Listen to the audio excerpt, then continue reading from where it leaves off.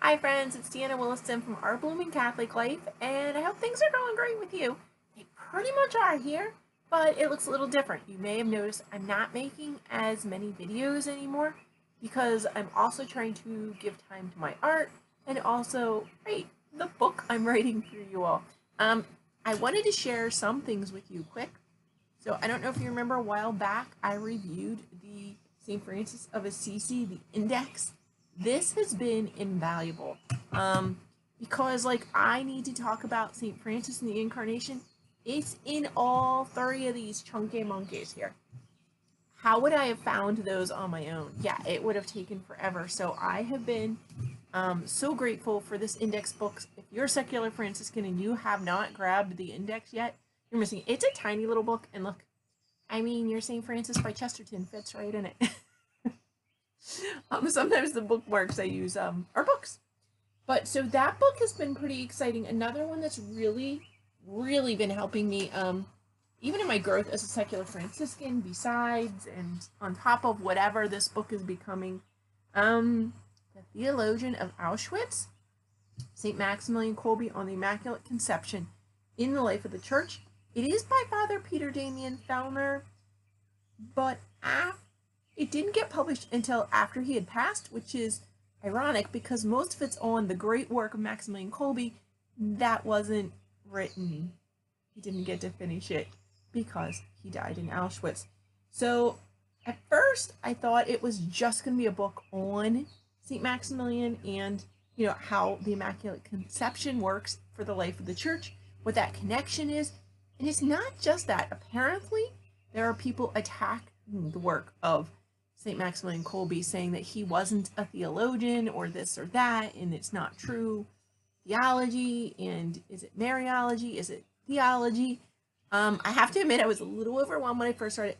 First time I read it, I just kind of opened it, pointed it, and read, and it was each time, it was so beautiful. Like even this one, okay? The second point concerns the activity of the Son and the Spirit and their missions outside the Trinity. These missions are mediatory between the Father and those creatures, however perfect, who without sanctifying grace have no access to the Father and to the fullness of the divine or infinite life. Bonaventure points out that this mysterious mediation within the Trinity can also be shared by spiritual creatures such as angels and men. And so every time I read it, I'm blown away. Like, this book comes, for me, at the perfect time. I've studied a tiny bit of metaphysics, had my master's in pastoral studies, so none of this is completely alien to me, and it's never come together the way Father Peter Damien's work does. Now, it was finished by several other, I believe, friars. Is it here? It has J. Isaac Goff as curator and editor. Lewis M. Smith, who was a conventional Franciscan, was the editorial assistant. And then one of, I can't think of their formal name, the FI friars up in New England, Charles A. M. Robinson, was also an editorial assistant. So they worked on it together. So in the beginning, a lot of it's in the defense of St. Maximilian Kolbe, establishing that, yes, he is a theologian. If you look, I have a few things marked in the book, a few things. And in the beginning, like I said, I was kind of overwhelmed, and I realized that a name came up several times that sounded a little familiar. J. McCurry.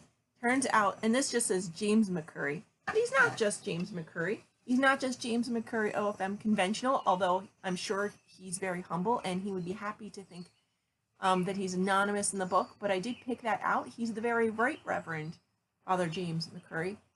He is the provincial for Our Lady of the Angels province of the conventionals, and I found this 1985 paper of his on the Mariology of Maximillian Kolbe.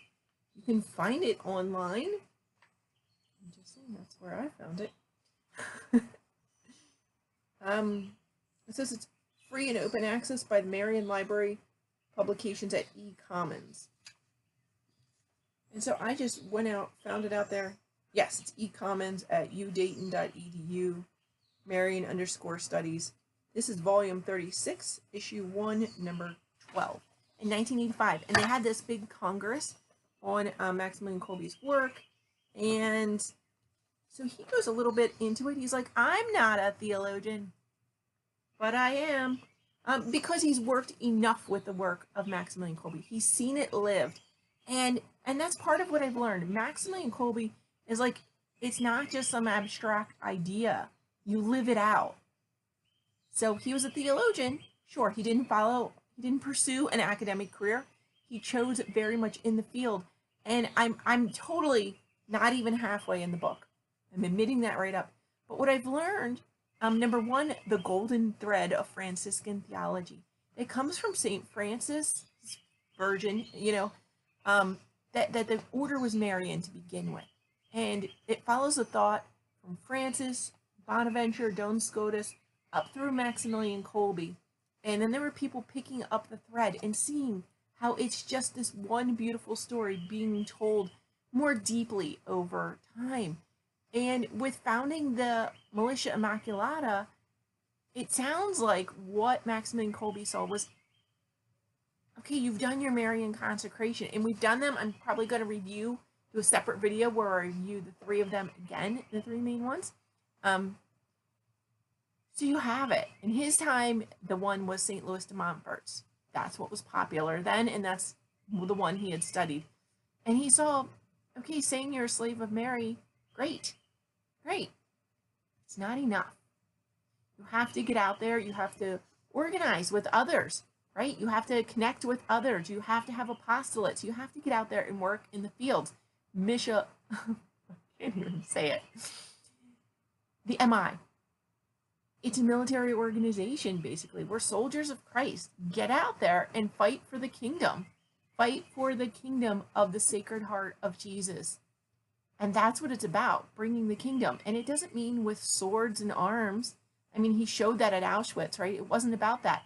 And I love this paper, because what Father James points out is he has talked to some of the prisoners of Auschwitz. And what they remember most about St. Maximilian Kolbe is not his giving his life up for another. That's not it. It's his being a spiritual father. The paper goes into more details. Again, I never want to ruin it for you because I want you to go read it for yourself. But that he was a spiritual father in the camp.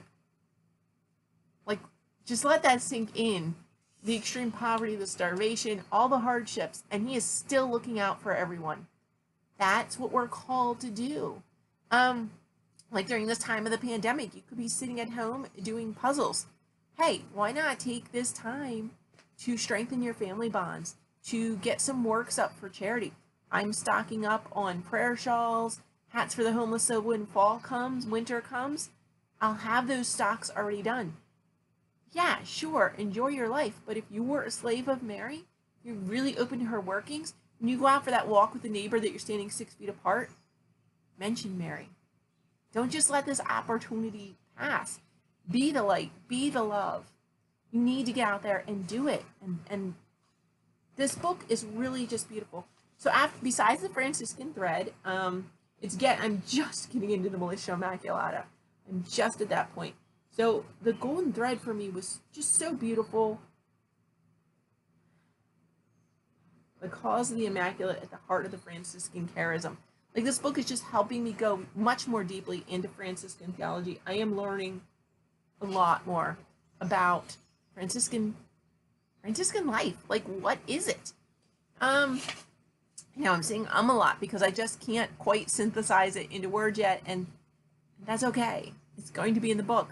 Know that my heart is full right now. We talk about the book, Soul of the Apostolate, and make sure you fill up that well. Don't just keep pouring it out. Take time to fill up the well. And that's what this book is doing for me this time. And great articles like this one by Father James McCurry, it is filling up that well, right? And hopefully it comes out in a beautiful way, and God blesses other people through me. That's my wish for this time. That's my wish for you. But don't just sit and be like, oh, I'll just go to adoration, and then like, oh, it will just come out of me. Make some effort there. We can always all do better. I know I can. And again, I'm just letting you know about these resources. They're amazing. So get them. It's a time that you can order books and have them delivered to your house. Do it. Spend some time reading, fill up that well, and let it flow out. Don't hold it back. Let it flow out. Amen, sisters. Have a blessed day.